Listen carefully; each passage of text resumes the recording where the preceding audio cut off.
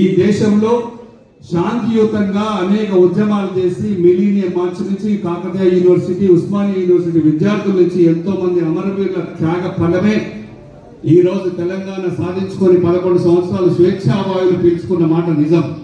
ఇది నిజం కాదా? ప్రతిపక్ష పార్టీలు కేసీఆర్ గారు ఆనవాళ్లు తుడిచేస్తామంటున్నారు. ఈ రోజు పొద్దున్నే జెండా ఎగిరేసినప్పుడు కేసీఆర్ గారు ఖచ్చితంగా తన మనసులోకి వచ్చి గుర్తుండి తీరాలి. ఏ రోజైనా జూన్ 2వ తారీఖు నాడు ఎవరు ఏ పార్టీ ఏ ప్రభుత్వాల అధికారం ఉన్నా కొన్ని 100 వేలేళ్లు ఉన్నా కూడా తెలంగాణ సాధించిన చరిత్ర కేసీఆర్ గారి పేరు చిరస్థాయిగా సూర్య చంద్రుడంత కాలం నిలిచిపోతుంది. ఇది ఎవరు తుడిచేయాలన్నా తుడిచేసే చరిత్ర కాదు.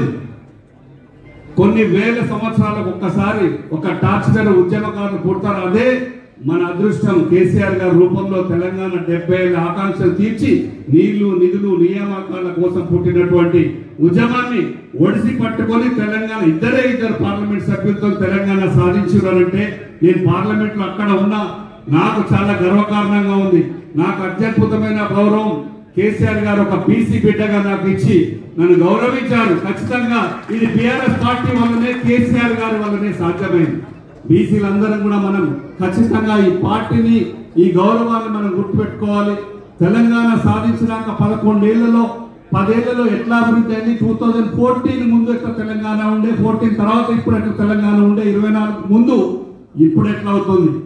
ఢిల్లీలో పాలించే ప్రజలు కూడా తెలంగాణలో ఉన్న హైదరాబాద్ తో పోటీ పడాలని చెప్పేసి పోటీలు పడుతున్నారు. అక్కడి ప్రభుత్వం కూడా ఇక్కడ స్కీమ్లే ఇంప్లిమెంట్ చేయాలని ఒకే ఒక ఎగ్జాంపుల్ మిషన్ కాకతీయ కానీ, మిషన్ భగీరథ కానీ, హర్ ఘర్ జల్ అనే స్కీమ్ పెట్టేది కూడా ఇక్కడ ఉదాహరణ కోసమే. ఇక్కడ ఉదాహరణ తీసుకునే తెలంగాణలోని హైదరాబాద్ అత్యంత ఒక డల్లాస్ సిటీ లాగా చేసి ఇవాళ డల్లాస్ లో కూడా రజతోత్సవ సభ జరిపిస్తున్నారు కేసీఆర్ గారు, వర్కింగ్ ప్రెసిడెంట్ గారు. పోయిన నెలలో 27వ తారీఖు నాడు మనం రజతోత్సవ సిల్వర్ జూబ్లీ జరుపుకుంటే లక్షలాది మంది గ్రౌండ్ లో ఉండగా అనేక లక్షల మంది రోడ్ల మీద ఉన్నారు. ఆ ప్రోగ్రాం చూసి ప్రతిపక్ష పార్టీలన్నీ చెల్లించిపోయే వణికిపోతున్నాయి. ఎప్పుడు కూడా ఈ తెలంగాణ రాష్ట్ర ప్రజలందరూ కూడా మనం కాపాడుకోవాలి. తెలంగాణ రాష్ట్రం కోసమే పుట్టిన, సాధన కోసమే పుట్టిన పార్టీ బీఆర్ఎస్ పార్టీ. ఈ తెలంగాణను కాపాడేది బీఆర్ఎస్ పార్టీ, తెలంగాణను రక్షించేది కేసీఆర్ గారు, బీఆర్ఎస్ పార్టీ మాత్రమే. ఒక్కటే ఉదాహరణ నేను ఎక్కువ చెప్పదలుచుకోలేదు. అనేక రాష్ట్రాలలో అధికారం ఉన్న బీజేపీ పార్టీ ఎన్ని స్కీములు తెలంగాణలో కేసీఆర్ గారు పెట్టినటువంటి ఎన్ని స్కీములు అమలు చేస్తున్నారు వాళ్ళ రాష్ట్రాలలో పరిశీలించుకోవాలి.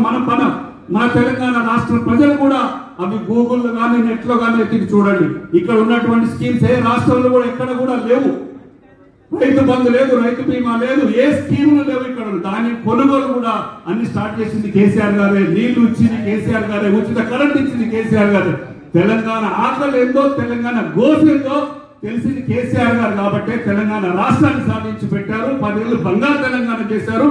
ఒక దురదృష్టవశాత్తు ఈ 5 సంవత్సరాల పాలన వెనక్కిపోతుంది.